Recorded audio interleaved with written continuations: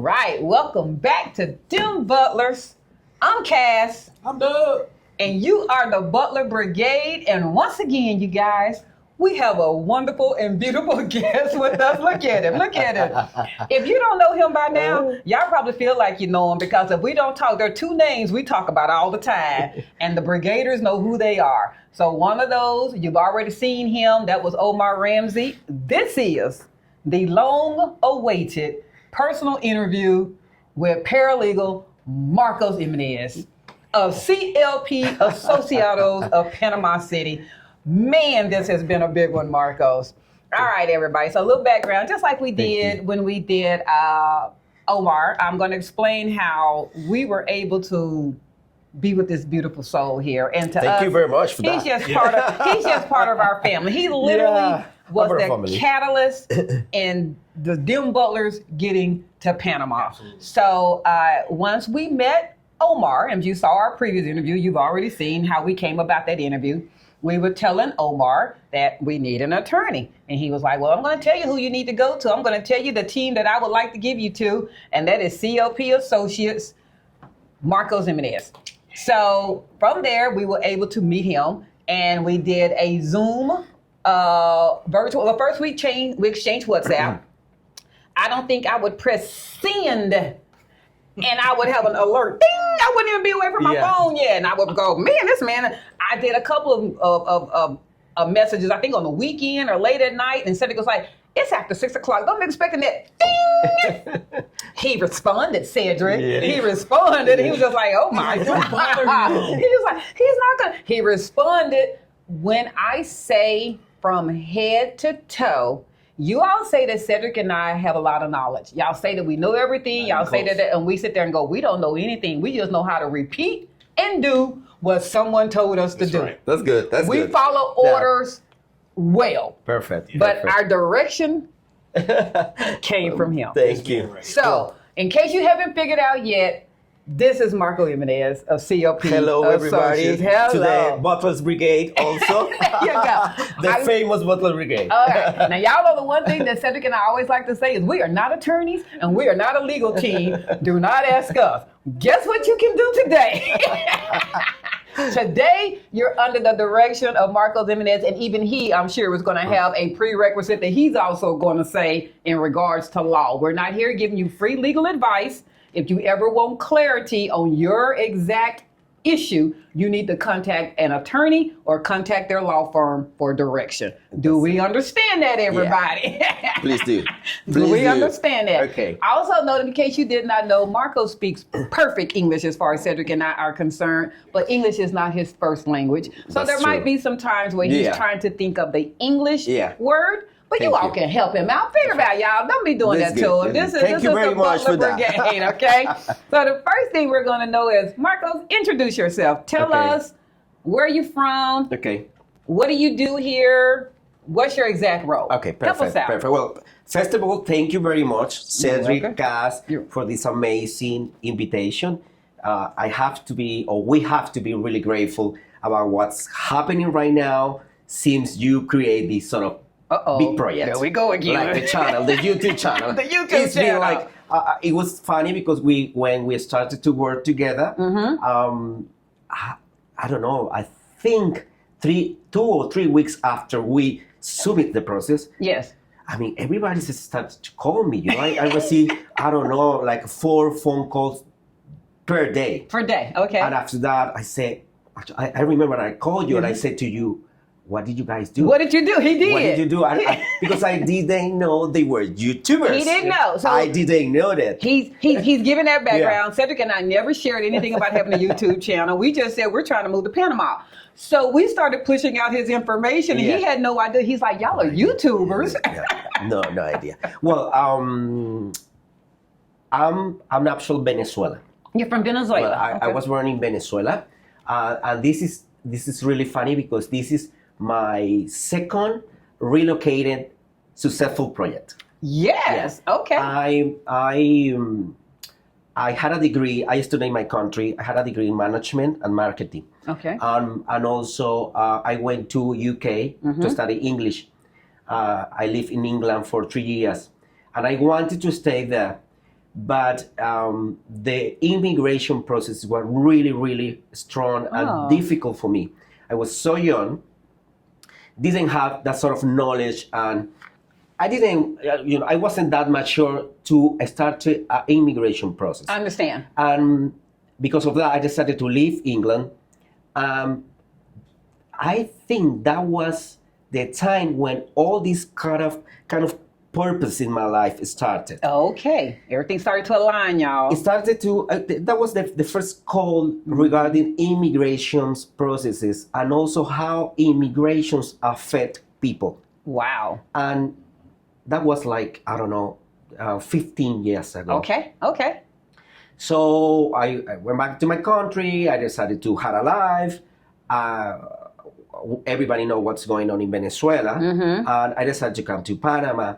And after a year, I had this amazing opportunity to work part-time as a legal assistant to one of their lawyers. Okay. And it was like a 6-month thing. And after 6 months, I decided to work with my partner in crime, which is my main director, Cilia Lopez, which is being my mentor, the person that we have this amazing team. They do. So she said to me, I want you full-time here. Okay. And I want you to develop yourself in the immigration kind of career, Understand. we want to develop, we want you to develop that skills and activities regarding an immigration department. So we want to develop that project. So I did, and I've been always been really like, I want to learn all the time. Yes. I keep working and trying to learn all the time. And well, that created my experience that I have right now. And now I'm in charge of the immigration department in the legal office. That is what he said in the long run. Yeah. So, and you will be able to meet his business partner, or however you like to say it, here shortly. We will be introducing her. So I love that. Basically, the issues you had and you didn't even know it was almost your calling, that he's basically been in the feet or the shoes that we're also having to be in by trying to achieve immigration in the UK. So he understands the pain points, the headaches, the confusion. Everything. What do you need to do? You understand it. And believe me, I mean, it was a strong experience. I have to go to the immigration judge. To be in front of the immigration judge, because I was trying to live in UK, and I tried 3 times. I tried to submit my application for 3 times. Wow. All these 2 times, I mean, I didn't get it basically, but the process was really, emotionally, it was really hard for me. One thing which I learned from the process, that you have to be with someone that knows the law. I was just getting ready to ask you that you have an attorney. You need an attorney, but also you need someone who specializes in deep down in those cases. Yeah. Okay. So that was I learned that. That was the hard way. The hard way. But after 15 years, where am I right now? But on the flip side, what's really odd is that those that are trying to relocate now to Panama, they're also learning that the hard way. They might start the process on their own, and then eventually they realize this is a little bit more than what I can do on my own. I need someone. I need someone who can assist me. So very glad to know that. So now, since that time frame, so if I'm hearing you correctly, how long have you basically been a part of CLP Associates and in the immigration side? Right. I've been living in Panama for 10 years. And I've been working with CLP 9 years. 9 years. 9 years, yes. Different activities and department, but I've been in charge of the department, the immigration operation, let's say, for about 3 years now. It's a big responsibility because, I'm a paralegal. I'm not a lawyer. Let me clarify that. Go right ahead. So this is our structure. We have a lawyers associated. Under the lawyers, we are all the supervisors. Understood. So I supervise all the activities related with the immigration institution and the labor office. Understood. Work permits, etc., etc. But everything is being supervised by the main director. By the main director. In this case, Syria is the main director, which is an amazing lawyer. She's been working with immigration laws for about 15 years. She's got an amazing experience. And also what we like, and this is the second key here, you always need to do the right thing. That's correct. So what we in CLP, our main goal always is you have to do what is the right thing to do in order to, first of all, look after our clients. Second, to follow the law. And third, to protect our license. To protect your license, and exactly. our reputation. Yeah, exactly. So that's what we do. And this kind of philosophy is, we put it in everything that we do. I like that. So that's Okay? really the mission of CLP. Yeah. So sometimes you will see like advices that certain people, don't give you. Is because we want to, follow the rules, and we always also, we don't want to see just like here. We want to see more like, further. They're not just looking right here at the issue that's at hand. We're looking further down the road. To cover your project, also your life and your relocation impact. I love that. Yeah. So, and also, if y'all didn't quite catch that, he basically really explained the umbrella of practicing law here under the firm. Yeah. He's able to assist you with your immigration process because he's covered, he's protected under the umbrella of CLP Associates, That's which is correct. led by Celia. But when it comes down to the end of the day, who's the attorney of record, I guess you would like to say? Yeah. That's Celia's name that's on there. It has to go through her as well. So you're getting a double person to look at your paperwork and your process because Marcos is doing it, and then Celia might have to sign off on it and look at it. That's correct. I mean, I'm in charge of, I've been working with customer service for like more than 10 years. And I receive the client, I orientate the client, I give the information that the client needs in order to apply the requirements, et cetera. So my job is organize the whole project in a file, being reviewed with my colleague, my main director, which is Celia. She's the person in charge of signing everything. Of signing off. Yeah, exactly. After that, I mean, you have the whole team working in your project. I love that. Do you want to tell now the other services that CLP Associates provide?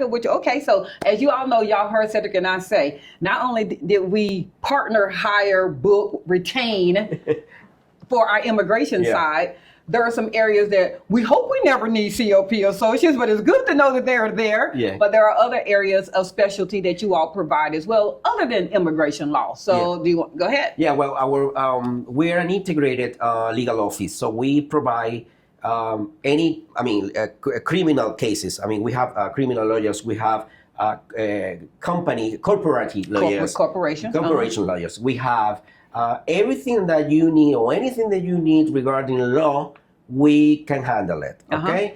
Because this is the main goal. We are an associated law firm. Sometimes we receive special cases, and even though if we don't have inside a lawyer, we can connect you with someone else. Who's dealing with that sort of process or your requirement. I love that. And so basically, any form that you need law. That's correct. And he didn't touch on, but that's estate, trust.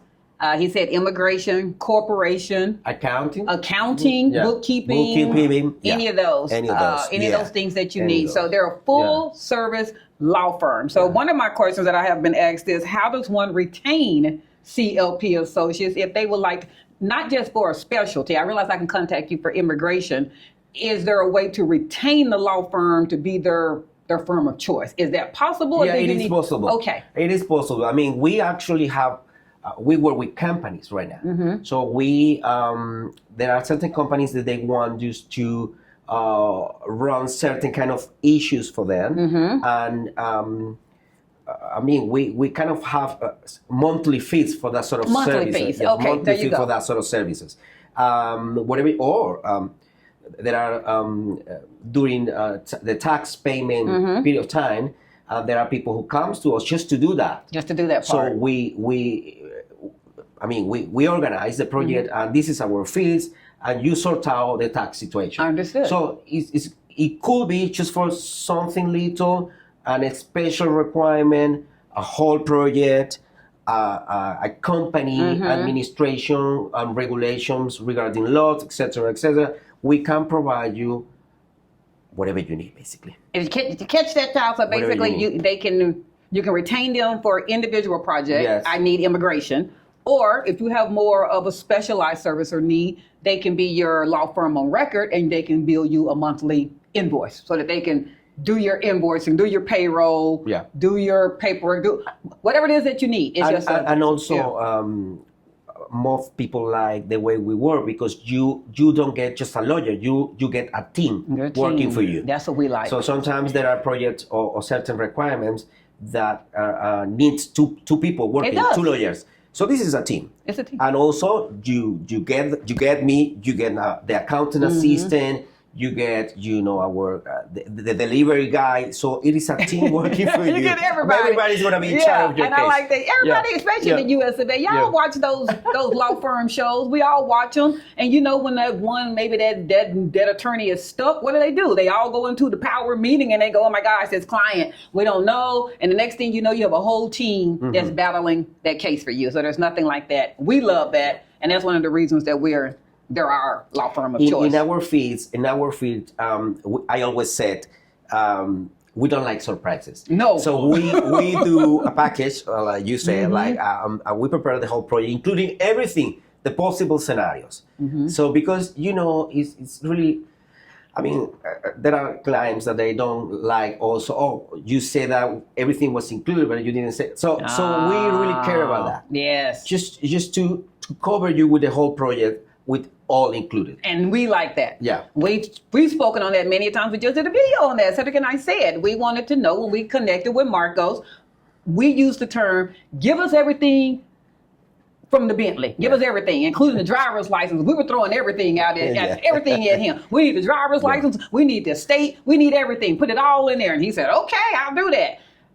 We were fine with the retainer fee that it was for everything to be included in the Bentley. But they are adaptable at the fact that if that's not something you feel you're going to need, then they can adjust with that. But I'm telling you from experience, don't start removing stuff. You don't realize, everybody always says, you don't know what you don't know because you don't know it. Yeah. You need it. If it's included in their services, believe me, you need it. You need it. I'm just going to tell you. All right, we're going to move on. What's the most fulfilling part of helping expats legally settle in Panama? What's been the joy that comes from that for you? Well, for us, it's really important, to have peace of mind, like just, be confident about you have the right people working on your case. And also, I always say moving to another country, just to make the decision to decide, let's do this is quite hard.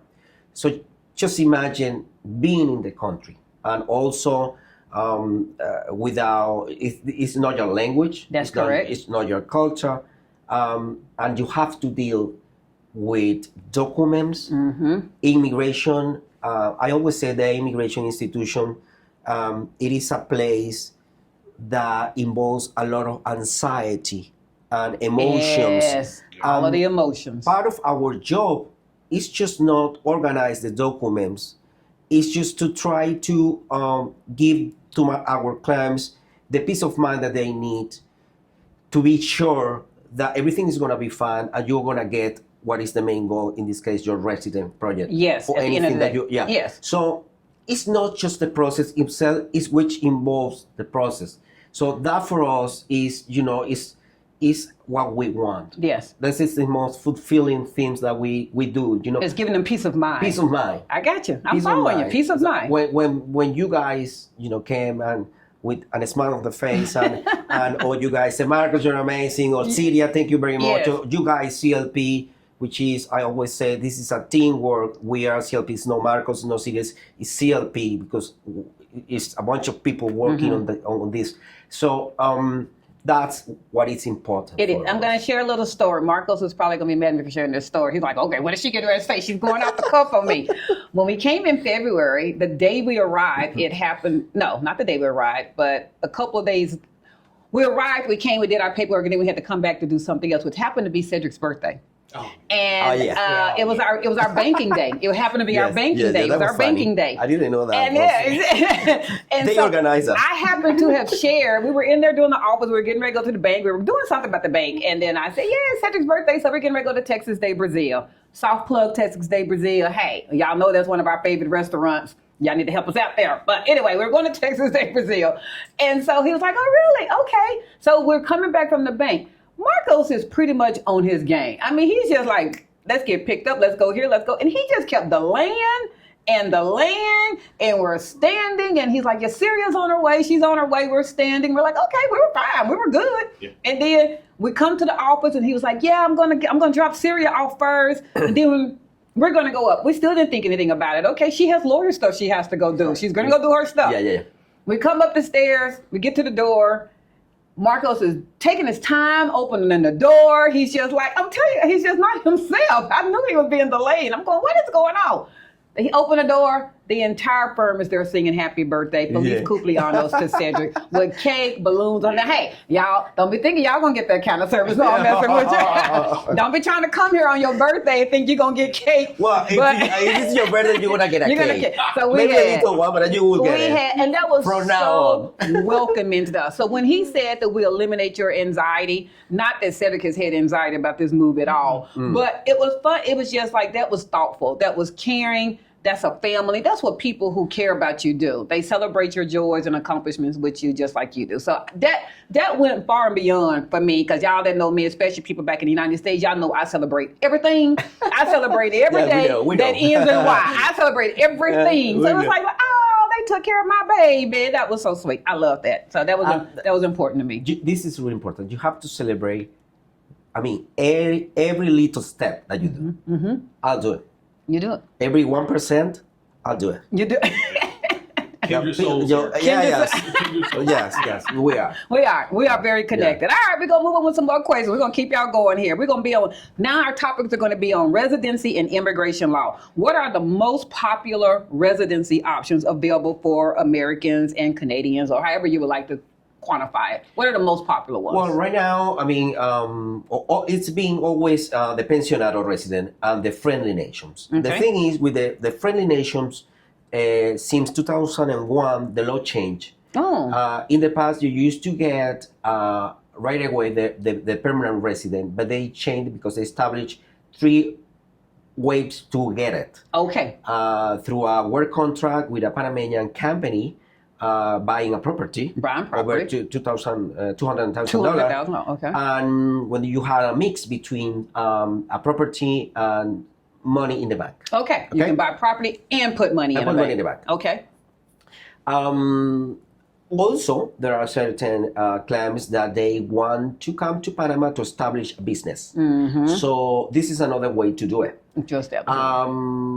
But I have to say that it is the most popular one is the Pensionado. It's the Pensionado. Okay, you want to briefly describe just a quick 15-second elevator pitch? What's the Pensionado? No, the Pensionado basically, if you are, if you receive any kind of pension, it doesn't matter where you come from.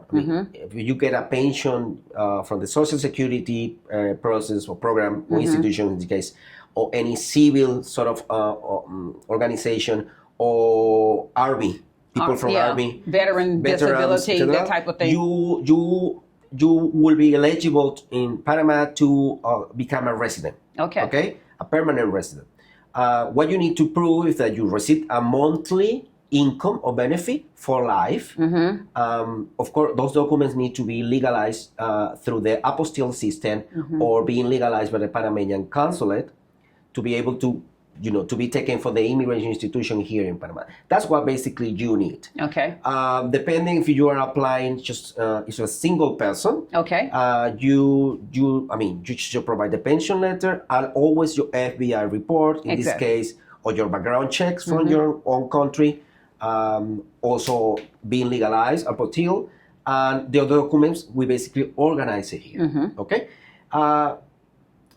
This program, asset relative dependent on the main one individual. So in those cases, you will need the document that proves the attachment, the relationship. The relationship. He's basically saying if you're related, if you're not the person like I wasn't the person that's receiving the monthly pension, I have to show how I'm connected to Cedric. Exactly. I can't just be this person on the street that he's just like, yeah, she's coming with me. Yeah, like how she's my friend. Now I do want to ask this. Okay. Are same-sex partnerships recognized as paperwork as marriage in Panama? Well, to be honest, I haven't had any case like that. Okay. We need to find out. We don't legalize. Well, Panama right now is working. All the LGBT community is working. Understood. Trying to get civil rights here. I don't know the status of that, but I know there is it's something working. It's something working, but I don't know if immigration will. No, that's fine. I wasn't trying to throw you off on that. It was just a realistic question. I understand. Yeah. I also had that question because actually I received a phone call like 6 weeks ago about same-sex marriage. Yeah, especially if it's recognized in the U.S. I'm just wondering, would each individual need to have their pension, or could they be attached as I was to Cedric? That's correct. Let's find out. This is my homework. Yes, yeah. So those of you that are out there that happen to be same-sex marriage couple, this might be the one for you to be trying to find out with. This might be a good one here. That might be a good one. I'm going to get the answer. Don't worry. We'll get the answer on that one. I do have another thing. So the Pensionado visa, you just talked about that. Typically, current time, what has been the expectant timeline from the moment that they say, Marcos, we're going with you all, and they start getting the documents until they should have their permanent in hand? Can you give us a breakdown of time? Like how long does it take them to get all their documents back? How long until they didn't get their temporary? And then how long until they get their permanent? All right. Normally the long time period is when you are getting legalize your documents in the States. In the States. On your own country, okay? Here, as soon as we have that, as long as I have the proper documents, I can do our magic like in 7 working days. That's correct. 3 7 for working us. Days. 3 for us. Oh, 3, sometimes 3, because I had really good students. And we were really good students. We listened. Yes. Well, yes. Right now, the average times that we spend to submit the file to get the temporary 6 months ID, okay, is like, it could be between 5 or 4 to 7 days. Understood. 4 to 7 days. 4 to 7 days. As long as we have, I always say to our clients in CLP that as long as we have the proper documents, we review them like we did. Okay, even when you are, I always say, even if you don't pay us, my job is to make sure to review everything that you need. Keep working on your documents, review everything, because this is the main goal. Just I don't know I think you've been explaining to people that you zoom in a file, you get the temporary ID because immigration doesn't approve your resident right away. Yes. There is a part of the process which is called the analyzing process. Analyzing process. They're going to review your file, all the documents that you are presenting. They're going to make sure that you have a pension. Your pension is for life. You are over the minimum required. There is a connection, there is a document that proves that you are husband and wife. They're going to check your FBI reports, apostille, Spanish translation, everything. When they check that, they give you the go and say, okay, you can have the permanent resident. And as soon as you have that, you are allowed to have the e-cedula, which is the main goal of the Pensionado There you program. go. Did y'all catch that? I want to make sure, because I know my folks don't be listening. They be doing their own thing. Mr. Marcos just said that just because you receive your temporary does not mean you're going to necessarily receive your permanent. There is an analyzing process that you may not receive. They're going into a more deeper dive. Cedric gave a perfect example of that example yesterday. Please tell, because I know Dub been over there quiet. Baby, tell your example for those that are in the U.S. what you gave about that they can understand that, like about the driver's license. I set up the temporary as in being a permit for your driver's license in the States. When you're 16, you get a permit. Okay. And it gives you the ability to learn how to drive, but it doesn't guarantee you your driver's license. That's correct. Because there has to be a third party that says you're good or not. Yeah. And that's just, Yeah. and I want to add one more thing. Go ahead, man. Marcos, I feel like although the immigration office was checking our stuff out, you guys made sure we were good to go before you even certified anything. So you were sure we were good to go. Yes. Yeah. And that was so important. I've shared this before, and it doesn't matter. I don't care who you are. If you have a question in regards to being able to be approved, whether that's background, whether that's financial solvency, whether that's, I don't know, just whatever it is that you feel that your document might not be sufficient enough. Cedric and I have said it over and over again, especially if it's about background. Talk to your team. Don't let them be under the impression that you have sat next to Jesus Christ himself on the cross because you're just so perfect when you know you got some issues concerning your background. Yeah. Let them know in advance. They will then suggest you still get the FBI background check and let them review it. They will determine from that what aspect or direction that you may or may not need to go. Go ahead, Beth. Well, I was going to add, and correct me if I'm wrong, the FBI for folks in the United States, it's not optional. You have to. You have to get it. You have to get it. You have to get it. You have to. Everything what you did in the past is gonna come through. It's gonna come through. So I always say not to my pensionado, to all our clients, because we don't do just a pensionado resident. I have to say the majority of residents that we get for clients here are related to humanitarian programs. Okay. For South Americans, Central Americans. Oh. Yes, 60% of our clients come through that sort of programs. And I always said, you have to tell me the truth. Tell me the regarding truth. your background checks, because I'm going to do you a favor. I had cases, really hard cases with people, connected with, they left the country because certain issues. And I mean, sometimes immigration can be really hard. They can put you in jail. They can put you right. Sometimes we don't take certain cases. They just can't. People, the pensionado resident, the only issue that can deny is criminal charges. Right. That's the only area. This is the only area. So nowadays, this is a worldwide issue. Yes. So anyway, but this is the case. So you have to, as soon as you want to contact us, you have to give us the truth about your background Whatever checks, background, everybody. just to review your case. Yes. Okay. And if you are eligible or no, or we can be done. There are certain criminal charges from the past that are not a big issue here. Maybe, I mean, I have to say that they can get the resident, but there are others that we can. That they just can't. They can't. And he's going to let you know that. I'm going to let you know. There's no point in you submitting this. I'm telling you from my past, this is not going to be approved. Yeah. And you just got to know correct. that. Yeah. Yeah. Honesty is the best. Instance. Yeah. You were talking about the provisional driver license. Sure. Yeah. Connected with the temporary 6 months ID. Even though you are applying or submitting the file, you have also during the analyzing process, sometimes immigrations require extra documents. Yeah, sometimes require extra documents. Even you've submitted things for the temporary, but now they need something else for the permanent. I understand. So maybe, for example, I had a case where there was a Spanish translation missing in the document.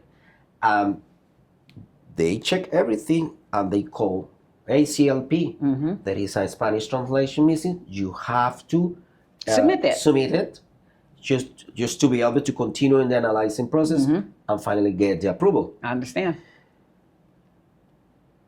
Immigration's public a list of those requirements. Okay.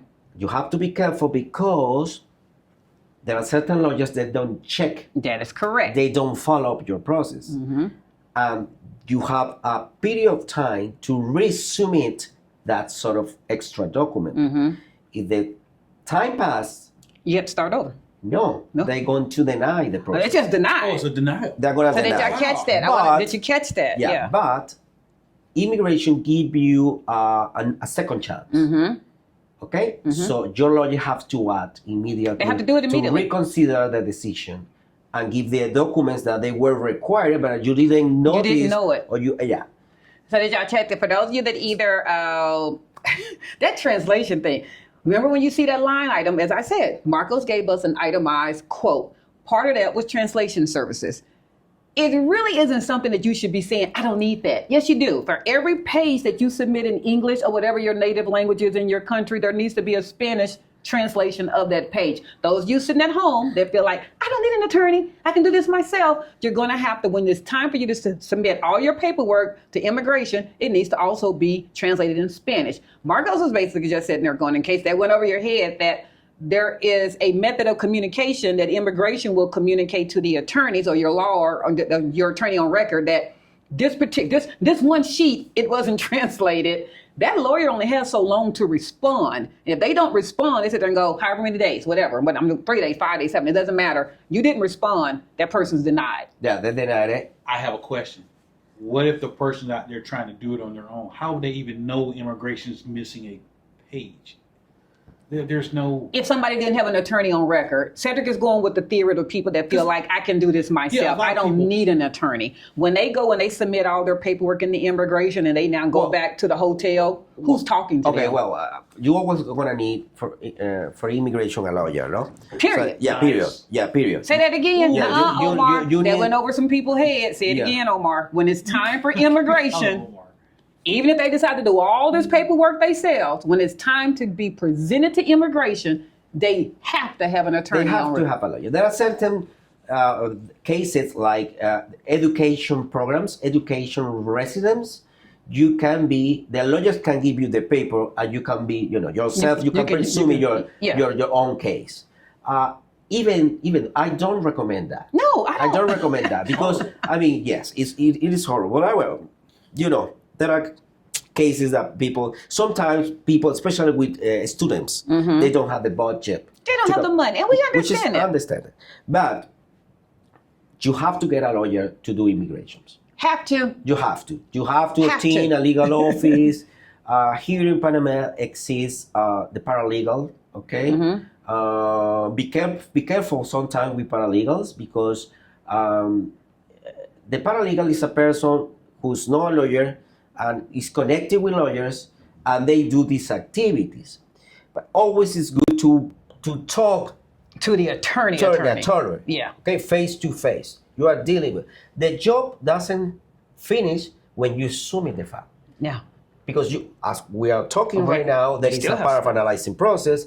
You can be required by the immigration institution an extra documents. You may be denied. You have to resubmit certain documents. The job finished when you get, even, I'll give you an example. Everything was all right with another claims, a couple. It was approval. When we got the final resolution, there was a mistake on the spelling. On the spelling of one of the people's name. One of the people's name. Okay. He may listen to this case. It was with the name started with G. It's supposed to be with C. Understood. That takes, I don't know. That takes like 4 or 5 weeks to get it. The correction takes like 4 or 5 weeks to get it. So if you don't, as I said before, you have to make sure that everything is accomplished until you get the cedula. So I know lawyers and paralegals that they just, hand it over. They forget about the case. Yeah. And that makes sense. That's what we wanna.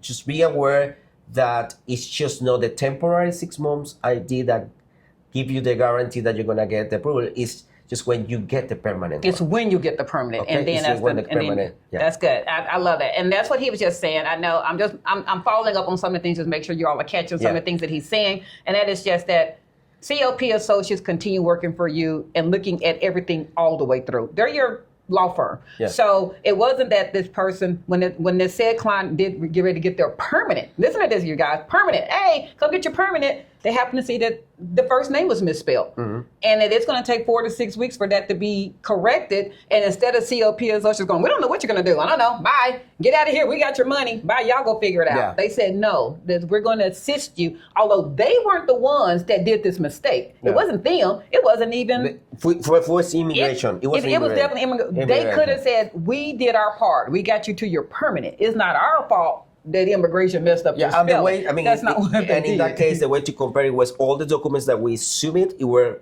right. They were right. The documents were right. The exactly name on the passport, wherever. So it was the institution. So, okay, the institutions recognize it, but it takes time to get it because we have to correct their final resolution and also the document that allows you to get cedula, which is another location, another building, another institution, which we call in Spanish Tribunal Electoral, which is a court. It's the main civil register here in Panama. This is part of the job. It's part of the job. What is it? Because most people... Go ahead. Were you going to ask something? I had a question. With that scenario, the additional time, your client's running out of time because they only have 180 days because they're still on the tourist visa when they came in. They only have so long before they're supposed to get their permanent. Right. They can't stay here that long. Or can they? Or do they get an automatic extension? Yes. When you, let's say you were denied. Okay. And when you are denied, the 6 months time period was gone. When you resume it with reconsideration, which I think reconsideration is that word? A reconsideration. Yeah, reconsideration. That's it. Immigration gives you the opportunity with another 6 months ID. You get a fresh start. 6 months ID. If you're denied. Yeah. Okay. You don't start from zero. They're gonna take the bunch of documents that you submit, but you are going to write down why you didn't resume the extra document that was required, or all the information the immigration needs to know in order to reconnect again with the analyzing process and finally give you the approval. And giving you basically a new 6 months if needed. Okay. Yes, okay. Exactly. If needed. So you won't be as a irregular status tourism something like Understood. You're gonna be illegal. Okay. You're always gonna be under the temporary 6 months. You're gonna be under. Yeah. I have a question. This is a new one. So a lot of people don't realize with the Pensionado visa, the e-cedula is the next step after you receive your permanent. Can you explain what the e-cedula is, and is it automatic, or are there attorneys that don't necessarily assist their clients with automatically getting the e-cedula? Should people be asking for that? Is it a normal step? Explain what the e-cedula is. It is a normal process connected with any kind of permanent resident here in Panama. Okay. When you get the permanent resident, you will have 2 IDs. One ID is the ID who's got the whole information about the resolution which approved the actual status. Okay. So immigration is the place that give you that ID. Let's say everything was all right, it was approved, you get that. Okay. As soon as you get that, you have to wait for, right now it's like 4 or 5 weeks to get the cedula. You are allowed to have a cedula, which is the second permanent ID, which is all the permanent foreigners use here in Panama. And basically you will have two permanent IDs. You're going to have two IDs. The common action here is people goes around with the e-cedula. They go around with the e-cedula. This is what you use. Okay. And the permanent given for the immigration institution, you keep it safe at home. Understood. Okay. Understood. There is certain conditions that we're going to speak later about the e-cedula. We will. But the e-cedula is the main goal of any foreigner who wants to be a permanent resident. Understood. Okay. Make sure that you receive your e-cedula if you are submitting a permanent resident. Because this is what you get. Is that for Friendly Nations visa and Pensionado? Friendly Nations visa, Pensionados visa, Italian program. There is a convention.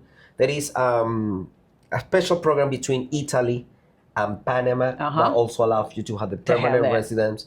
And also humanitarian programs. Okay, will allow you. That will allow after 8 years. Yeah.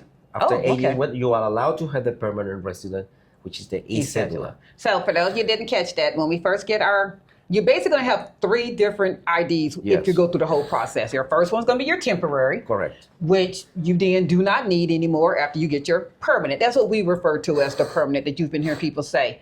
And then eventually, 3 to 4 weeks later, you'll have your e-cedula. At that point, you can basically put your permanent identification up. You don't really need that anymore. And then you can present now your e-cedula. Can you present your e-cedula even when you're coming into the country, back and forth, and immigration at the airport? Yeah. Okay. We'll go to that. The e-cedula, let me compare with maybe with a green card in U.S. Okay. You are allowed to be in the country as a permanent resident. You are not a citizen. You're not a citizen. Mm-hmm. This is another kind of process that you are allowed to have after you receive your permanent resident. It could be between 3 or 5 years, depending on the profile of that person. But anyway, yes, you're always going to need your passport at the airport. At the airport. But inside Panama, let's say banks, institutions, as soon as you have your cedula, that's what you're going to That's what you're going to present. Okay. Just forget about the I have a passport. quick question. When immigration is ready to give you your e-cedula, do they contact the legal team or do they contact the recipient at their address that's listed on? No.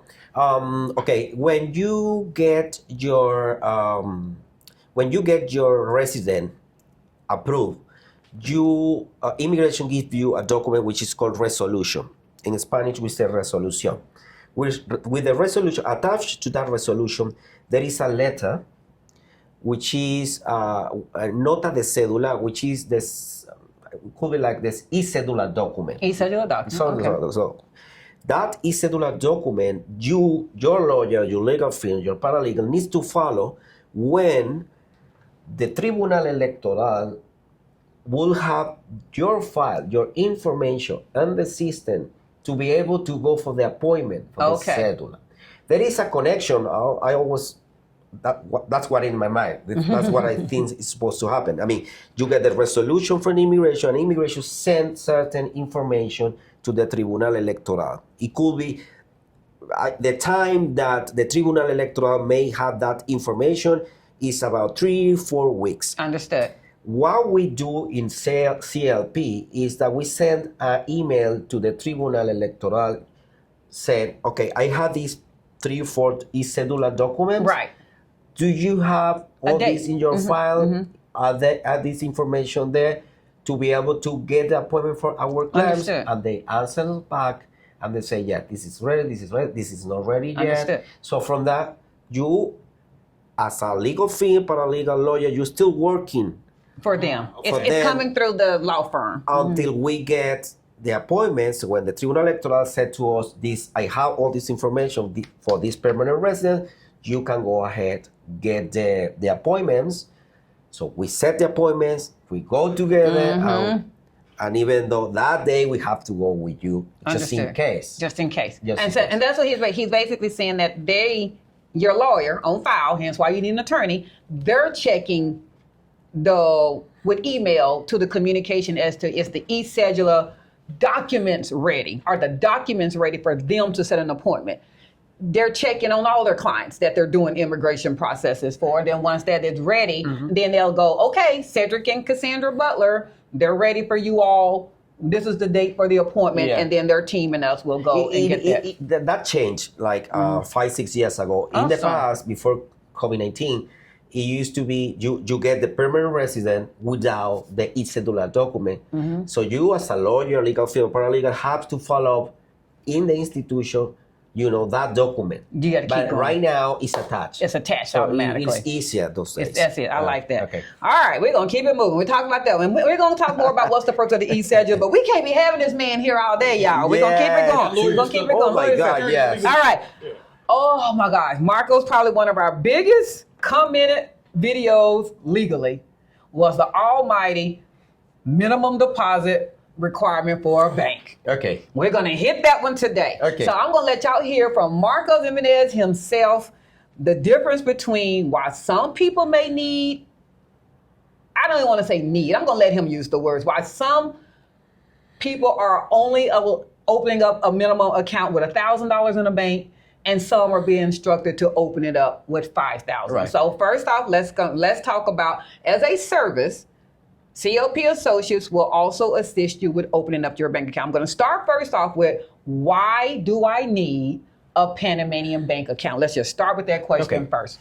Why do I need that for immigration? Basically, we think the Pensionado program, it was created for people to retire in Panama. Okay. So you're supposed to retire in Panama. Mm-hmm.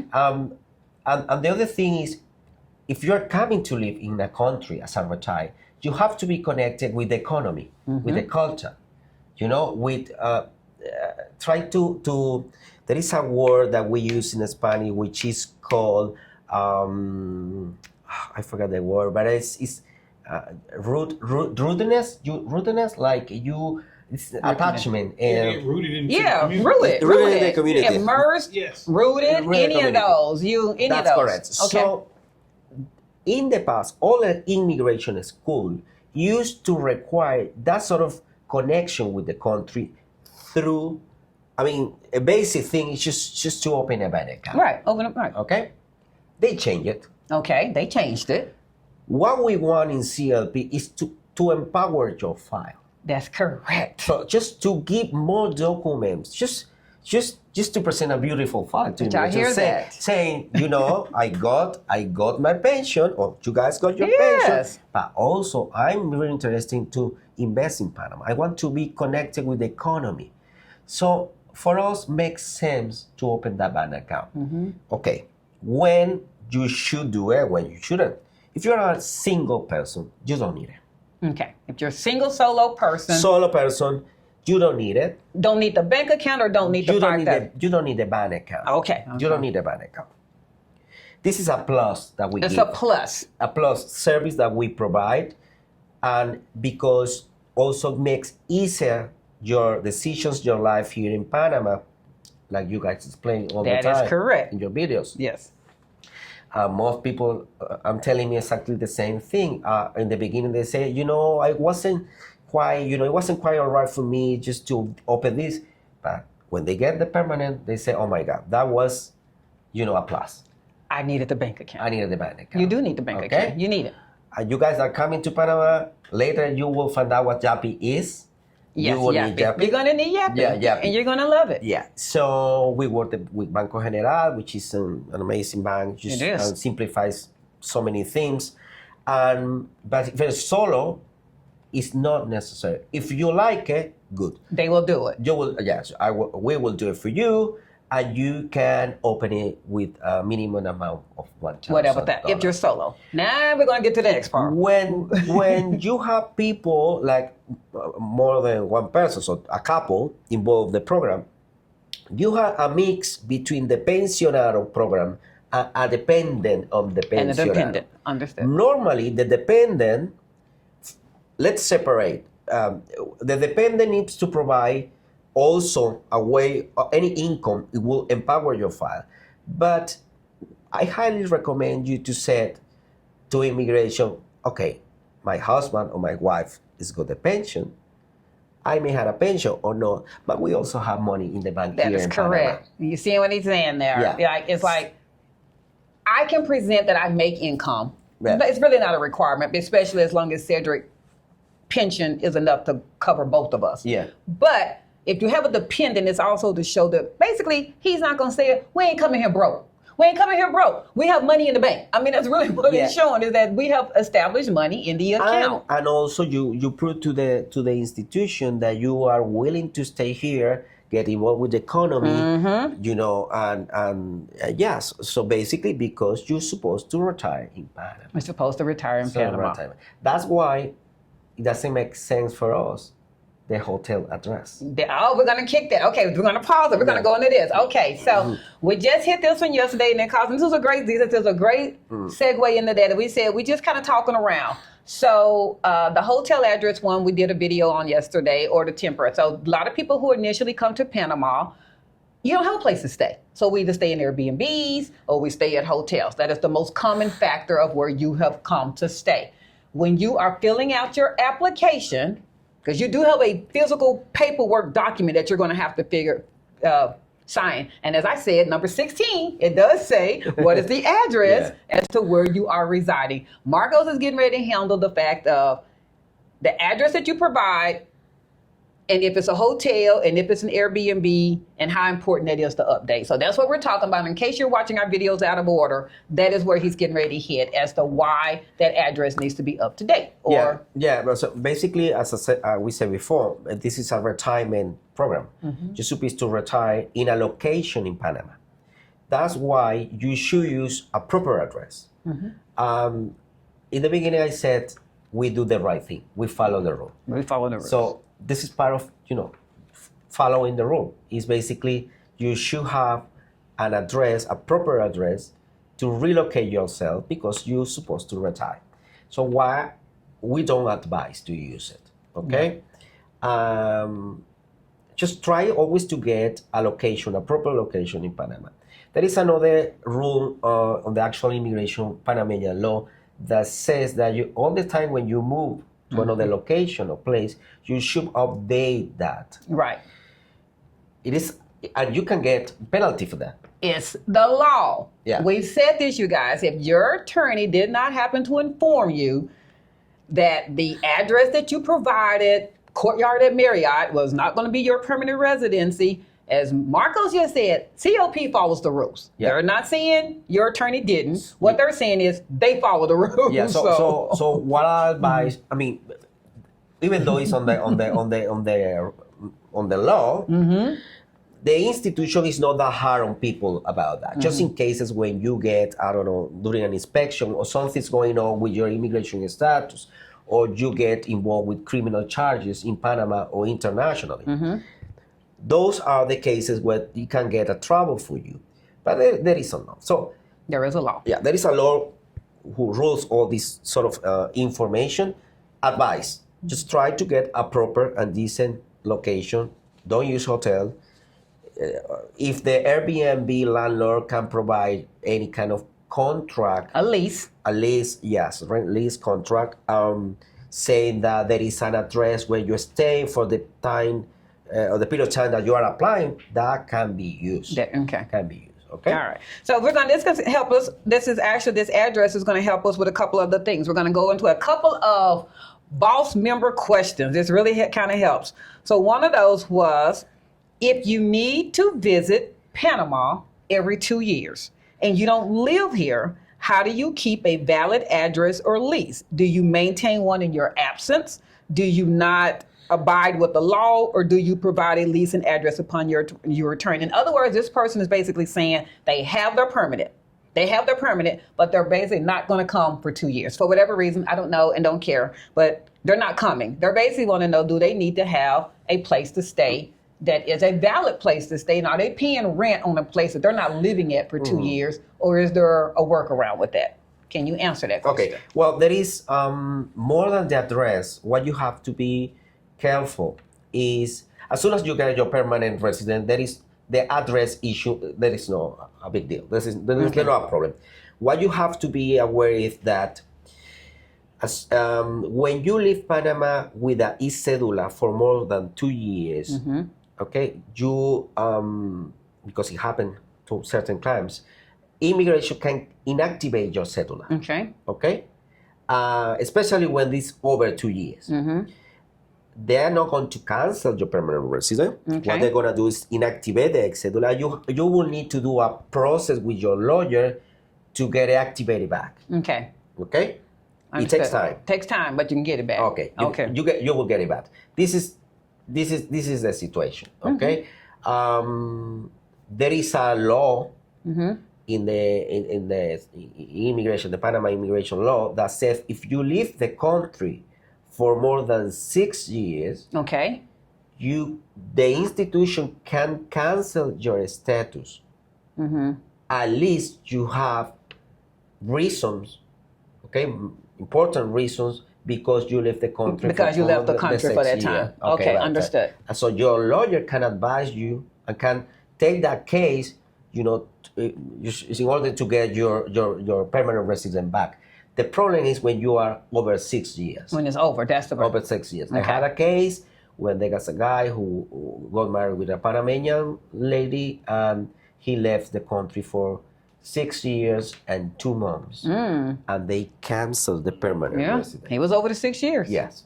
So it's not the address. It's just I'll send you that law. The law. There is a Okay. resolution that you can put on On the pension. Yeah. So in other words, he's basically saying you don't have to maintain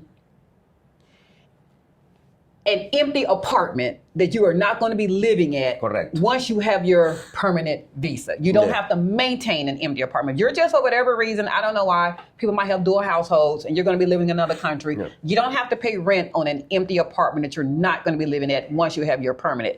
Between your applying and getting your permanent, you need an address. Mm-hmm. And it doesn't need to be a hotel or an Airbnb. Yeah. Yeah. That's what he's saying, guys. I want y'all to hear from It's not the right thing to It's do. not the right thing It's to the do. right- exactly. Okay.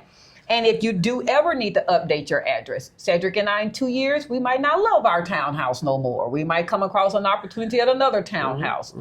Do we contact CLP?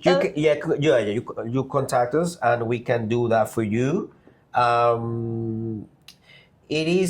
It seems easy, but the institution, as soon as you get the institution, you see It's the all kind of other craziness. stuff. Yeah, so you will understand. Red Just, tape. as I said before, peace of mind for you. We will be You do it. Do you have to take your photos all over again, or it's just a matter of documents being updated in the system? You have to give us a power of attorney, and with that, we go to the register to change the information. Okay. So basically, what we do is take the documents that allows you to present your case, and we go to the system, which is the pre-register section, and they change your location. They That's change what it. we need to do. Okay. This question is from T. McBride. She wants to know, if you don't have a Panamanian ID, I'm going to assume she means temporary or permanent. She did not designate. She didn't state.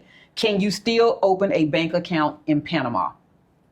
So I don't know. I don't know whether she means. So let's tackle this 2 ways. Let's say that she's here under As her a tourist tourist. visa. Let's say she's here as a tourist. Let's answer that one first. Can a tourist open a Panamanian bank account? Let's answer it that way. I don't think so. Okay. I think because we're a legal, serious, established office, we have that sort of connection with banks. There is always documents that support the opening. Okay, I don't think maybe pensionados can go themselves try to present the pensionado letter, the U.S. pensionado, but I don't think so. You don't You think will so? need a lawyer in the middle. To do that. to do open. that. Yes. And then obviously if you have a temporary ID or obviously the permanent, that's not relevant because you've already submitted those documents. What is that letter that we're having to wait for the bank to print to present for our immigration? Can you explain what that letter was and why that letter is important? The main purpose to get especially for couples, the letter from the bank is which basically says that you have certain amount of money in that sort of account. Okay. And it belongs to the main individual in the application. Right.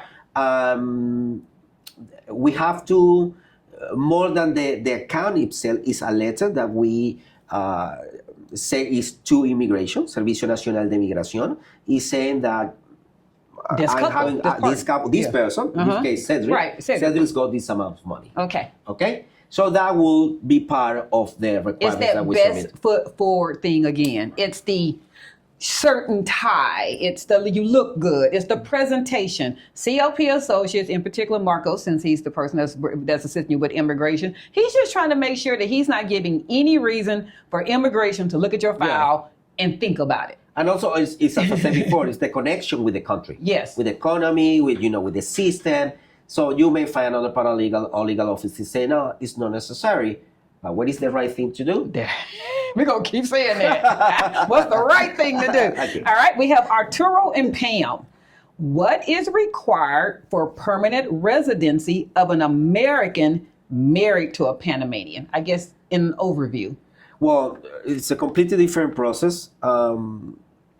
So are you a citizen getting married with a Panamanian? A U.S. citizen that is already married. She's making it sound like she's married to a Panamanian, and they're now coming. Let's just say they live in the U.S. because of her, but now they're returning back to Panama. All right.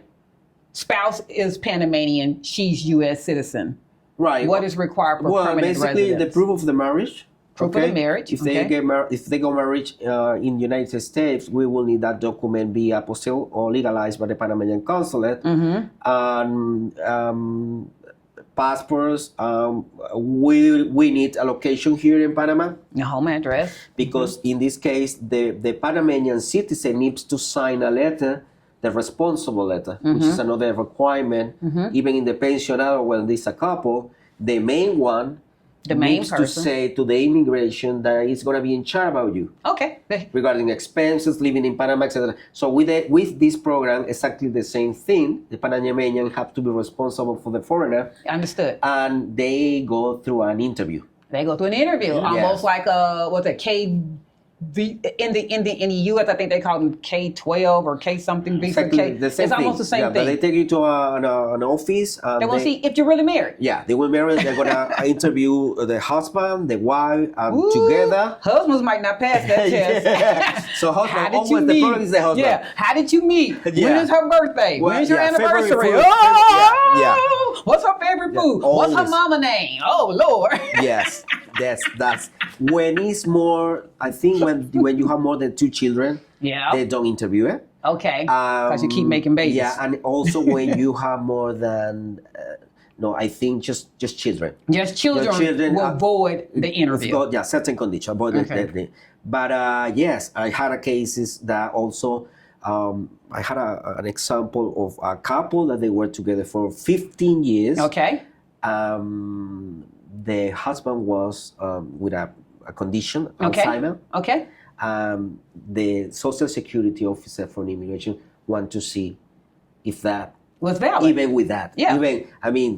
They're pretty picky about this sort of program. Understand. But it's not complicated as long as you are in a relationship for more than, Now, when piggyback on you said if they have children, if they have minor children or children. For instance, let's just say Cedric was the Panamanian and I'm the U.S. citizen. We have adult children. They're well into their late 20s. Is that what they're looking at, or does it need to be that you have minor children less than the age of 18? They're looking at the first. You have 2. You have 2 kids. You have 2 kids, even if they're minor, adult. Yes. Okay, and then you said that always is accept to the institution. Maybe certain cases they want to, even though if you have 2 children, son and daughter, whatever, they want to make sure they may require this. It's discretion.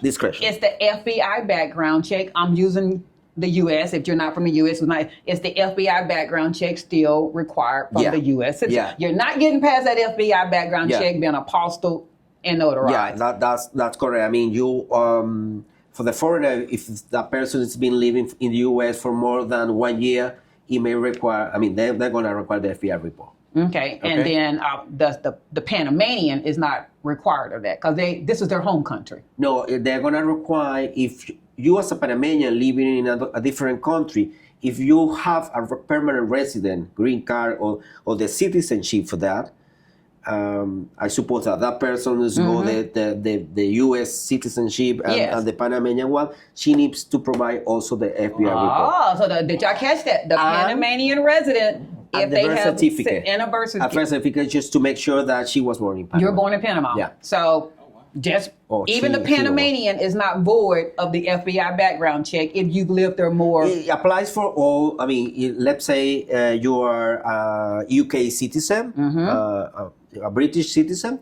and you are living in Jamaica, and you had a permanent resident in Jamaica. You have it in Jamaica. You have to provide the Jamaican FBI background check, or whatever their equivalent of background check. Yeah, the criminal background check. Yeah, and I think we all understand that. They just want to make sure. Yeah, you were born here, but they also want to make sure you're not running from anything legally, that you're still an upstanding citizen. Yeah, you were born here, but they might not. I guess I don't know if they can deny you from returning home. You know when they change? It changes when you are living in a country which is not your country, but you travel all the time, back and forth.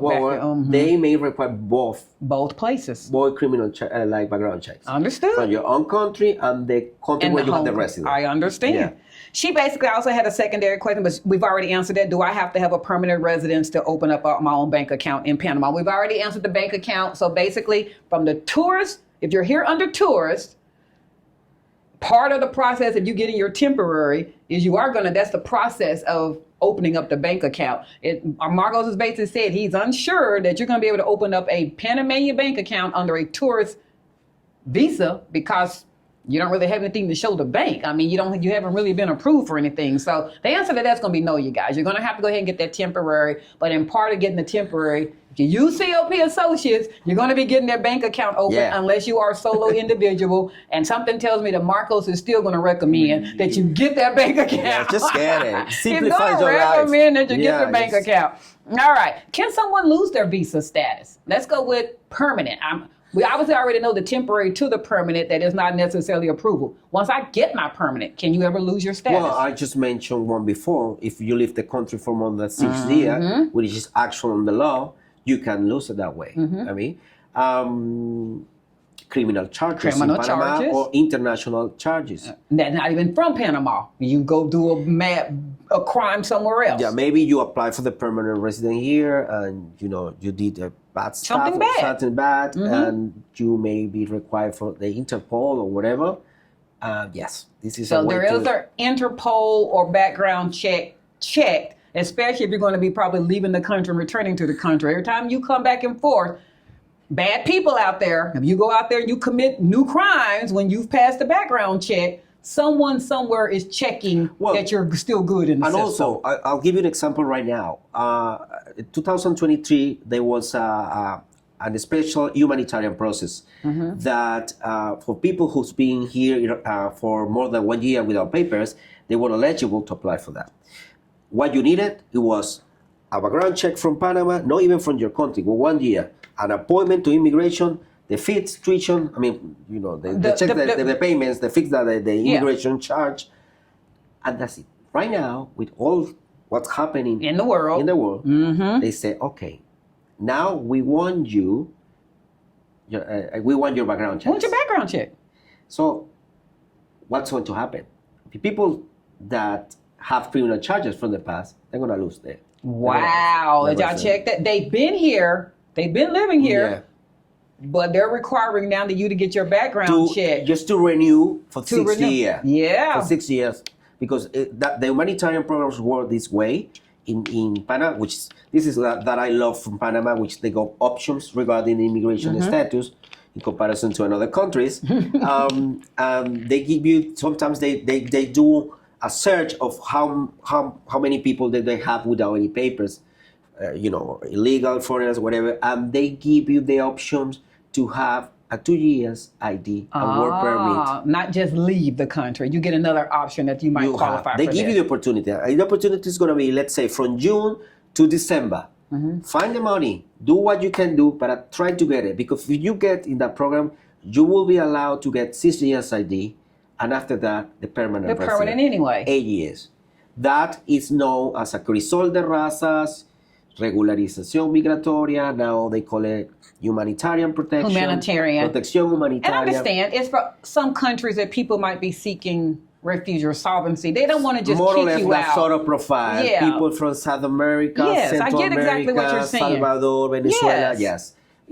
Even Jamaica, most Jamaican people living in Panama, they got the papers through the humanitarian program. Understand. Right now, I have so many of them apply for the permanent. I love that. So did y'all catch that? So, don't just be here illegally. As Marco said, they can even assist you with that. Panama is very open to the fact that they want you to be able to be here legally. And after 6 years of you having that, you'll be able to. Yeah. It doesn't mean that you've been here for more than a year, you're going to get it. What you have to be aware and contact your lawyer or paralegal or CLP, that it will give you you need a law in the middle. You need that government decrees, like they during certain period of time, the Panamanian government gives that sort of opportunity. I like that. And so what we need to see is when those opportunities come. Yeah. And so we always organize a list of people that they have that sort of profile just to keep in mind, as soon as we had that sort of law, we started to contact them to help them. I like that. All right, we keep it moving. If a couple applies for the Pensionado visa and one passes away, what happens to the survivor? Cedric and I are under the Pensionado. I'm a dependent of his. 54,000 years from now, he happens to pass away. He's gone. No. What happens to me? Go to the lake.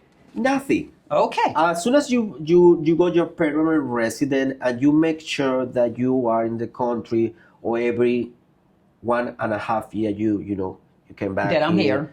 Yes, or you are living here, because if you're gonna, if you get a pensionado resident, retirement resident, it's because you're gonna retire here. Exactly. But we don't know the future anyway. But nothing happened if someone from the couple, passes away. Okay, understood. You don't have to do it. You don't have to update anything. Can children or dependents be included on any visa options? Let's start with, I'm going to go with anyone less than the age of 18. I just think that's just easier. Let's go with less than the age of 18, a true minor. Can they be included under your visa process as coming with the parents? Okay, you can include it with the pensionado residents until they're 25. Until they're 25. But they won't get the permanent resident. They'll always they're going to be provisional or temporary. Until when they are 25 years. After 25, they need to find a way to get their own permanent. Their permanent so resident. if Cedric and I happen to have a 10-year-old, let's go with 10, they will be able to be included under our Pensionado visa under a temporary visa status, that they will not have to leave Panama or apply for their own residency until they're 25. They don't have to go to education. They don't have to get a job. They don't have to do any of that. They can just be here and live as they have. They can just sleep on mom and dad's couch and be good. Yeah, they're okay. Yeah, they're okay. Okay. With if the dependent is between 18 years old and 25, they need to provide two things. Okay. That they are enrolled in a kind of any kind of educational program here in Panama. Mm-hmm. And also, they need to provide that they are single. That they're single. Single statement document. Okay. We call it. But there is a program here which is called dependent. There is a separate program. Okay. Which is if you have cedula, not a pensionada, cedula. You just got a regular cedula through another kind of resident. Your children, let's say daughter, whatever, they can be dependent on you. And this program allows you to have 2.5 years ID, provisional one. Okay. And after, you will be eligible to get the permanent resident. I like that. Yes. Okay. It's called permanent resident as a dependent on a resident permanent. Now, let's flip that. In this day and age, especially those of us that are happen to be 50s and 60s, let's just go with that. Some of us are now starting to be responsible for our parents financially and their care. Can you bring your elderly parents under your visa status as well? You can. Let's flip that. You can do it. You can do it. That sort of programs apply for children, minors until 25. And apply for your parents. Your parents. Parents, yeah. Okay. Apply for that. Your parents can be dependent on you.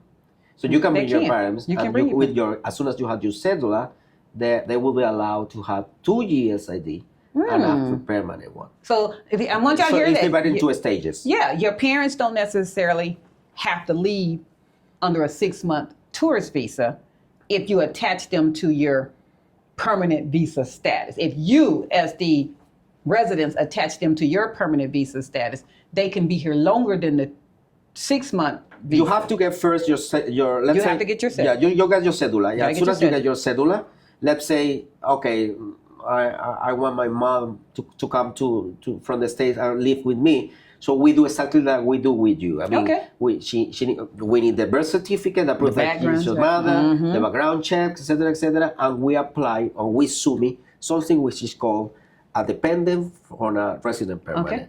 So your mother goes through. Yeah, it goes through. She's gonna be with 6 months. She's gonna be 6 months with a temporary ID. Not as a tourist. She's proving that she's in the middle of a process. Understood. Yeah. Go ahead, Cedric. You got a question. But that dependent parent now still has to do the FBI. Yeah. Nobody escapes that. Yeah. Nobody escapes it. And- You but- can be 80 years old, and immigration is going to require. And there's another question. As a married couple, you have to show you bring in a minimum of $1,250. That's every time you add another person to that month. Does that have to keep increasing? That's another question Yeah. that I have. So if Cedric and I, the minimum was $1,250. If one of our mothers or whatever decide to come, does that increase another $250? No, and Okay. when you apply for that sort of dependent resident, that's when the bank account works. Oh, come on with it. Because you have to submit a document that proves that in your case, let's say your mom, My mom. let's say an example, you have certain kind of solvency here. Mm-hmm. Right.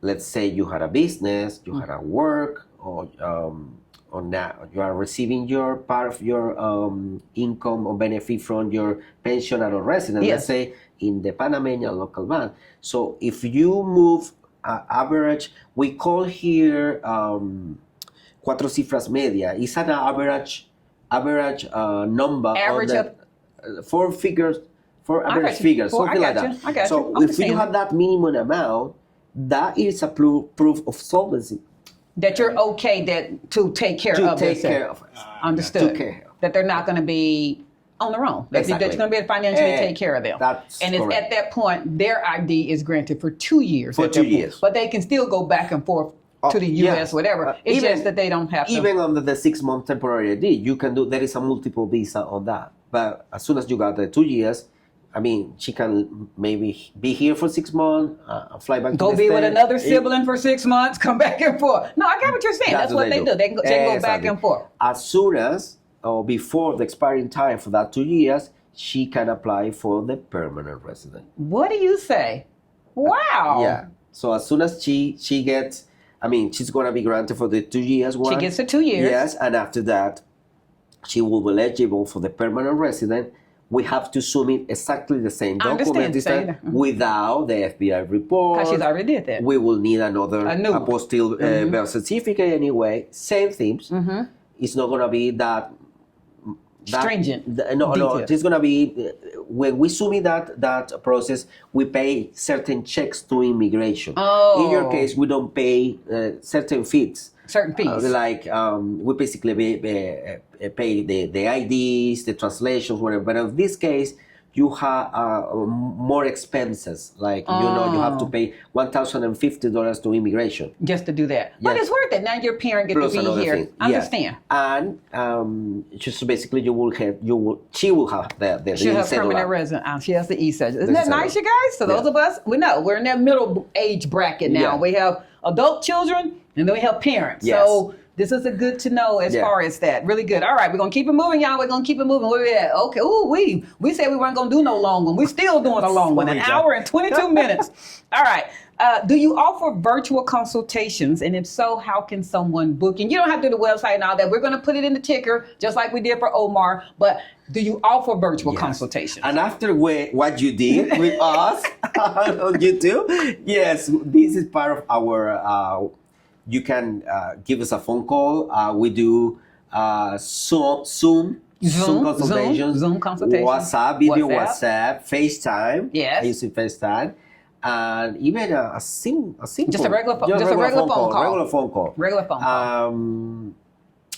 I have people that they are already planned their trip to come to Panama, so they want to go to our office and see face to face. See your face. We See your face. we can do that. Okay.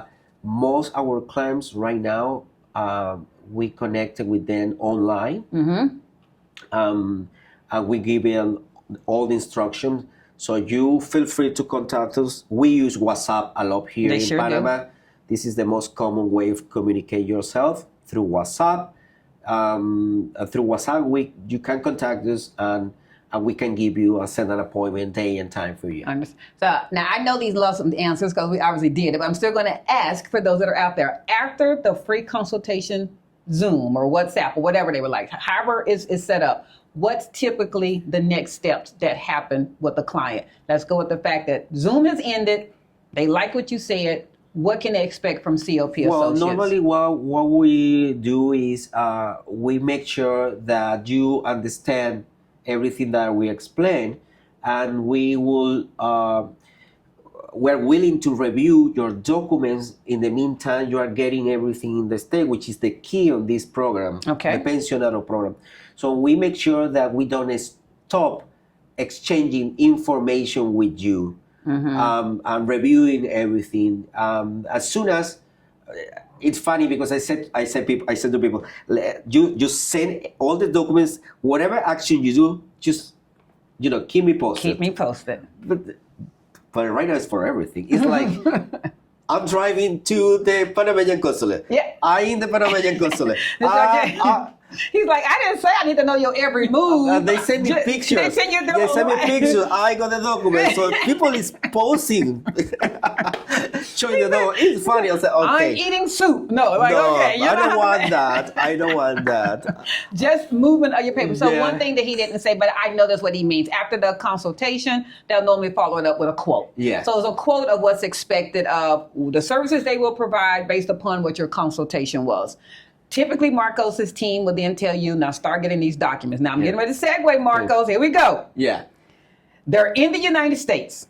Do you prefer that they get those documents while they're in their home country of the U.S. or wherever that country happens to be? Or do they just say, I'm tired, we're out of here, we're going to Panama, we'll go figure that stuff out later?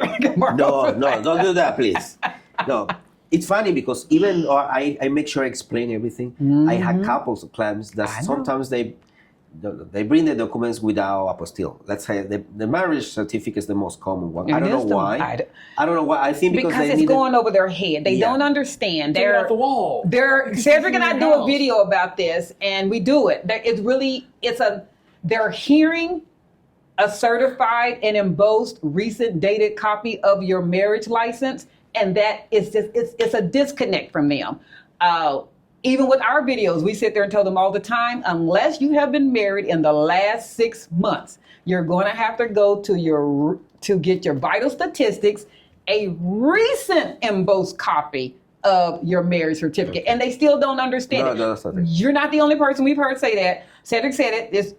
Americans are bad for it. They don't want to follow directions. I don't know why. It's an American thing. I quite understand the situation because for you guys, it's the first thing that you have to deal with the immigration process. It is the first time. Like South American, African. We've never had to do immigration. Europeans. It is a thing for you. It is. It's a disconnect.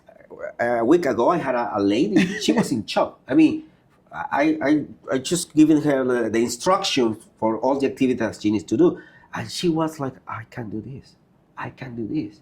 And it's like, well, I understand you, but you're going to have to do it. You have to do it. You have to do it. You will do it. Don't worry. Just do the first action. Yes. Yeah. Crawl before you walk. And this is an American thing. It is an American thing. It's an American thing. I'm sorry, you guys. Y'all might not like it, but we're the hardest headed people. When we tell you all, it's so simple. When I say, although I'm a very organized person, I'm very organized. I'm very organized.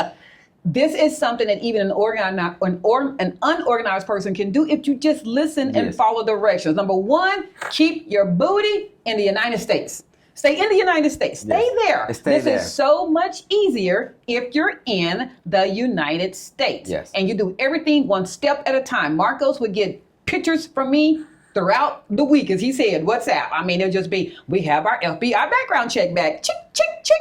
He would see it. We're now getting our letter of Cedric's pension, which that helped because when he saw the letter, our particular letter was not going to work because it did not say until death. Cedric's pension did not say until death. It just says he's going to get a certain amount every month, but it didn't say until death. And as far as immigration is concerned, is there an end date in that monthly? We in America know that when you get a government pension, it's until death, but Panama doesn't know that. They don't know that, and they need to see that until death part. Yes. Otherwise, they're like, when is that amount going to stop? So if I had just got all those documents and said, we got everything together, we're going to get on the plane, Copa Airlines, United Airlines, here we come, and then I come knock on CLP Associates door and go, there go all the documents, and then Marcos is going, okay, so where's the notary? Where's the apostle? Don't do that. He just told you that. I'll do magic, but sometimes it's difficult. Yeah, without any international legal. In America. Get your items. Everything must be notarized. Everything must be apostilled. Everything. Yes. Can I get on a limb and just say that trip down shouldn't happen until you say, "Hey, come down here." I want you in my office at this time. This is what I do. I know. As soon as I review everything that I said to my clients, I mean, we're ready. I mean, it's up to you. It's up to you. It's up to you. You plan your trip. That's what I need from you. I need you at least 7. Right now, it's at 10 working days. But we're ready. But to note, now that you have everything apostilled and notarized, there is a date that you must be down here. You cannot stay in the U.S. of A, and that's what we're going to put the U.S. of A. You can't stay there forever. You can't say, okay, I'll be there next year. You need to be here. Tell them, Marcos, how soon should they be here? Because we had a deadline with the FBI report. There you go. It's the only document that lasts for 6 months. 6 months. So we have to think in that sort of period of time. I mean, the marriage certificate doesn't expire as soon as you get the apostille. And the FBI, what's the other one? The letter. The letter. Your pension letter. The pension letter. But the marriage, the FBI report. It has an expiration. Yeah, so you have until 6 months to get here. Also, I think we didn't say that. Remember, when you get your FBI report issued, you are not allowed to fly or travel to another country, just Panama. There you go. Ooh. Did y'all know that? This is really important. Once you get your FBI background check received back to you, and it has been notarized and apostilled, you can't hop on a plane and now go over to Jamaica.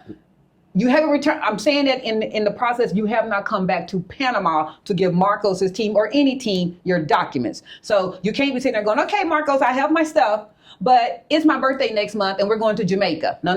You have your background check back. You have to come present those documents to him. So your next trip out of the U.S. of A, that's a country I'm using, whatever country you have to be from, your next international trip should be to bring those documents to CLP Associates. To CLP Associates. All right, another question that we've been getting, bring the documents or ship the documents to you? I prefer just bring the documents. Okay. Yes, it's safe. Also, it's the way to just do the process for you. It's the process. Because at the end of the day, what you want is to get your process done. So I always prefer my clients to bring it. I have certain people that they send the documents through the email. The mail. Regular mail, like U.S. mail. Oh my. I had a case that right now I've been waiting for 2 months, the documents. He hasn't gotten them from the U.S. So yes, just FedEx use another kind of this, faster. tracking or fast service, but don't use mail. If you're going to ship them, but no, some of y'all might be pretty shocked how much you see it is to ship documents from the U.S. of A. to Panama. It's not a stamp. I want that to be, and it's not even $20. I'm talking it's hundreds of dollars. Yeah. So before you do that, just hold on to the documents and bring them with you on the airplane. And there is another thing that I found during this process is there are certain people that they are scared to send on information, personal information, like the pension letter or the FBI report. So I have certain cases that people are afraid of, even taking a picture using WhatsApp. I don't know why. Maybe they were, I don't know. But just paranoid. They're paranoid. Paranoid. Okay. So this is sort of profile that's sent using that sort of, FedEx, or they send it from the US. They ship you it from guys, the US. please don't do that. But I prefer you are working with serious people, a really reliable legal office. We make sure that your information is going to be in the file. We keep it in the purpose of regarding the application. We are not going to take that information to use it anywhere. Yeah. So just imagine if you lose the documents during. So and it happens. It happens. I have another question about that. What happens after you get your e-schedule? All these documents that you've been presenting to yourself to go to immigration office, where are those documents at the end? What happens to them? I'm just wondering out of curiosity. They are in a file. I mean, immigration keeps your file. Keeps Yes, them. they keep it in your file. Okay. and whatever you need to do an immigration in future, so they are gonna get that file. Okay, it's like they're going to the library. I mean, they get the file, and your whole history in Panama is gonna be there. Okay. What happens to those who have maybe started this process with another legal team? Let's just say they started their, and now because of this wonderful interview, they're going, woo, did we mess up? We should have went with CLP Associates. Yeah. How does one change their attorney if they will now want to have CLP Associates represent them? Well, there is a part of the immigration laws that allow you to change your lawyer. We call it in Spanish revocatorio poder. So it's a revoking the attorney on record, the power of attorney. You're revoking so, you are allowed to do is always make sure that we make sure that you don't have any kind of problem with your lawyer. Okay. So we search for that because sometimes special clients they don't want to pay fees, you know. Right. So it's about not wanting to pay money. It's just sometimes it's not the lawyer. Sometimes it's the client. Oh, we don't want to pay no more. Y'all know how y'all do. So we make sure we search here, we search there. Okay, but if we see if the lawyers did something like wrong or he made a mistake and he doesn't know the way to sort out the situation, just to to help the client. So we take the case. Okay. There is immigration's allows you to do it. Labor office allows you to do it, but do your search first and after decide. But yes, there is. We can help you with that. Okay. As far as services with CLP Associates, are there a la carte services? I don't recommend it, but let's just say someone went and did all their paperwork in the U.S. They have everything. They now have it notarized and apostilled. They just want CLP Associates to go present it to immigration for them. They don't want the bank account. I don't know why. They don't want all the other things that come along with it. They don't want the document translation. They don't want it for whatever reason. Will you only do a la carte services at just that? Okay. We're willing to do that. We always make sure that everything has to be submitted in the right way. Right. Cassandra face. Well, I made the face because everything has to be translated. But maybe they hired a translator themselves. That happens when people got certain budget. A certain budget. You will find, not which is the pensionado or a kind of resident, sometimes they believe that if they do it by their own, they're going to spend less money. They do. It's not. It's not like that. It's not like that. It's not like that. You actually spend more money, or there's an area that it could be messed up. You've now paid a translator a fee to translate your documents, but they're not an attorney. You know how they need to be translated in the form of the proper format. So we do think that always is, what we don't do is which is I don't want to say quite common in Panama, but there are certain clients, they say, I want just your power of attorney to represent my case, but I'll take it with me and I'll submit myself to immigration using your power of attorney. Understood. So, and basically, I'll give you the power of attorney and I'll disconnect you after that. We don't do that. Okay, understand. We want to make sure that we run everything for you and we organize, I'll do the project for you. Understood. But if someone wants to do the submitting and do the stuff, we can do it. There are exceptions. Understood. They prefer to do it all, and we prefer you do it all. Most of the time, we prefer. All right, we're going to wrap this up. We're going to do. So here we go. This is going to do rapid fire, just like we did with Mr. Omar. We're going to do that. Now, one thing that we have been asked, and we told Omar, so we're going to put you on the spot too, but everybody's requesting a regular live with you and Omar and us. So we are going to do just a regular live where the subscribers are going to be able to be there, and we can just act up. Maybe we'll have Cedric said we need to have shots. Oh, yeah. Yeah, we're going to have shots on the table. I was waiting for the glass of wine. The wine. Well, that's it's too early. So let's say coffee. Just know that is going to come. It's going to be a regular live. Y'all going to be able to be there. Yes. And we're going to whatever you need me, guys. We're going to have some shots. I have to say, these couple shots lined up. Right now for CLP, this particular couple they are our friends. I mean, amigos, Yes. we are so grateful. Well, I just want to say, without you and CLP, we wouldn't be here. That's correct. That's- We wouldn't. Thank you very much. We wouldn't. We Thank love you very it.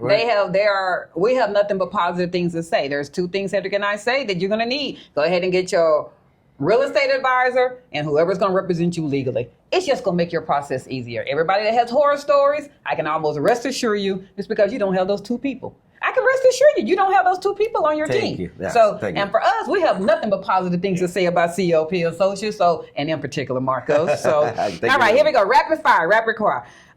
Craziest legal story from a real estate deal, or Crazy story. Oh my God. It's like, oh my God. There are so many. There are so many. What is important all the time is to tell the truth about.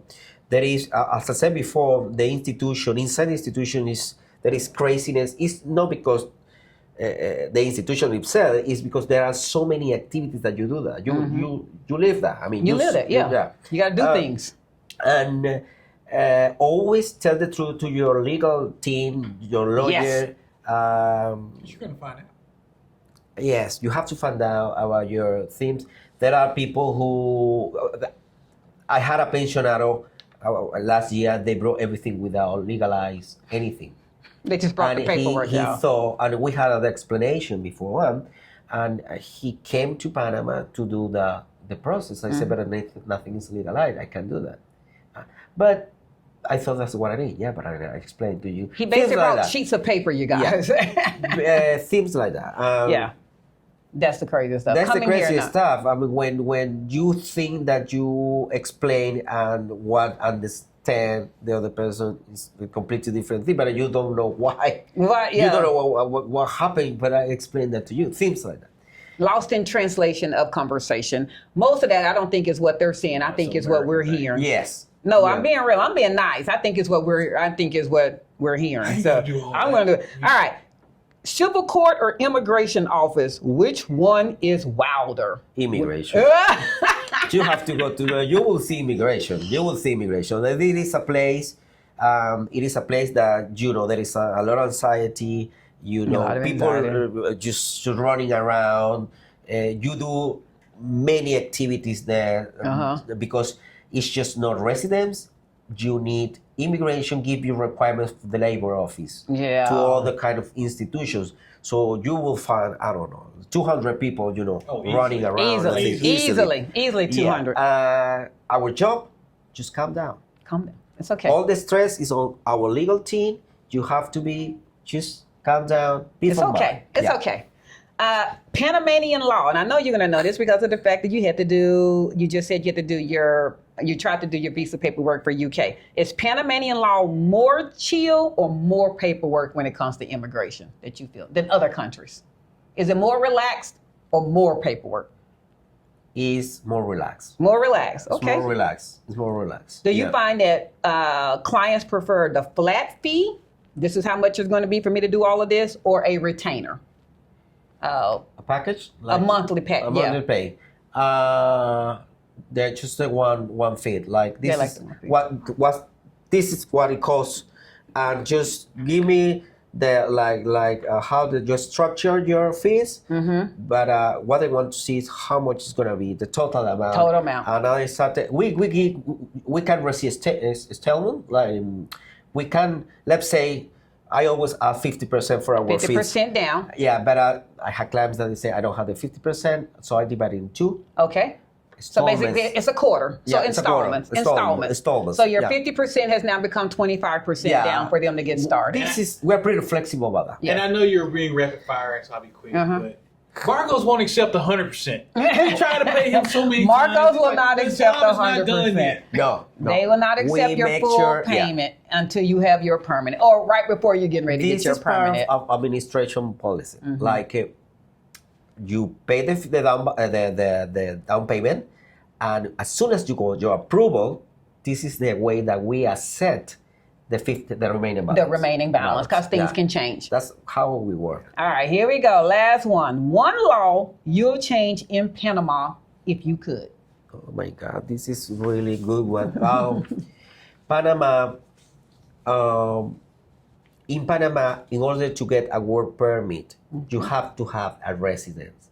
Okay. Okay, it's not like in the States or the Where you countries that you get your work permit, your social security, Yeah. and after that you apply for the residence. So Yeah, here is exactly. the other way around. Okay. You get your immigration status, and after you get the approval, which is it could be after 6 months, It could be well, right. you get your work permit. Then you can work. So okay.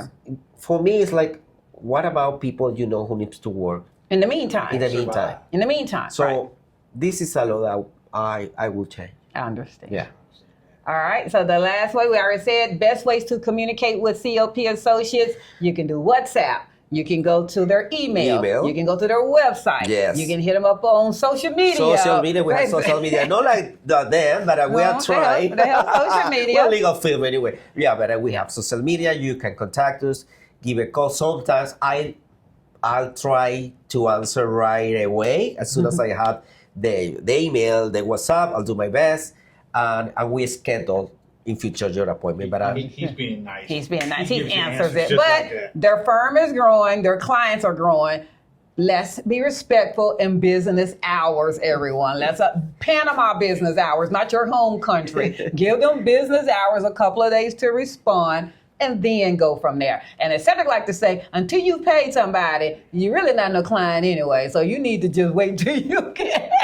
yes, that's You need correct. to wait until there's been a payment receipt until you start asking all these questions. They're here to assist, but let's not take advantage of that free consultation and advice. Hire the firm. They're here to assist you, and we have nothing but positive things to say about them at all the time. We're now going to I'm going to pause here. We're going to get a brief pause, and we're going to get Syria to come down so she can introduce and speak about her firm. And but until next time, Marcos, this has been so fun. It was hard to interview you in regards to the questions that I know, because we know everything. Thank you. But I hope it was easy for you. He was concerned. I was pretty nervous in the beginning, but I said to myself, I'm pretty sure after 5 minutes, I'm gonna be good. we're going to have a conversation. Good. So the next one, we have gotten away we've gotten all of the good questions out. The next one's gonna be relaxed, y'all. I'm gonna let you know. We're gonna be chilling. We're gonna have our drinks. So we're gonna see everybody in a different light, and we're gonna let y'all throw questions out there. See, next time we're gonna be together with Omar Rancy. That's a good one. That's a good one. That's a good one. Yes. With shots. Yeah. For the man who don't drink shots. Yeah. I know you Just pretend. You pretend. Yeah. He'll be the bartender. Yeah. He'll be Isaac. He'll be pouring them. But all right, until next time, everybody, we hope you have enjoyed this one. Again, Marcos Jimenez, CLP Associates here, giving us all the information that you can. And next thing up is we'll be able to hear from Syria, who is actually the attorney of record for the actual firm. Yes. But we do appreciate this. This was so enjoyable. We hope y'all enjoyed it. We're going to ask you to do us a favor. So the question, we always end with a question. We're going to ask, one question is, where are you in your residency process? Are you investigating? Are you tourists? Are you waiting for your temporary? Are you waiting for your permanent? And if you have a specific question for Marcos Jimenez and CLP Associates, put it in our comments, and because he will be watching this video, and if it's something that he can assist you with, he'll definitely respond back By all to you. means, yes, you He do will it. respond. You do it. You have a question. Yes. So, but like, share, follow, comment, Oh, she waiting on me. Subscribe. and with that, we're out. Bye, everybody. Bye. Thank you so much. Welcome back to DemButlers. As I mentioned, was that not the most informative interview like ever from Marcos Jimenez? I know y'all are ready and excited and you're ready to hire CLP Associates. But before we go any further, Marcos would like to introduce someone who's very important to this firm. Take it away, Mr. Marcos. Okay, here we have our main director, La Licenciada Siria Lopez. She's our main director of CLP Associates Abogados. She's the top, the big boss. If you need a really high level advice, yes, she's the one who can help her. Siria. Hello. Hello. Thank you for your invitation. There you go. Okay. It's my pleasure to be here.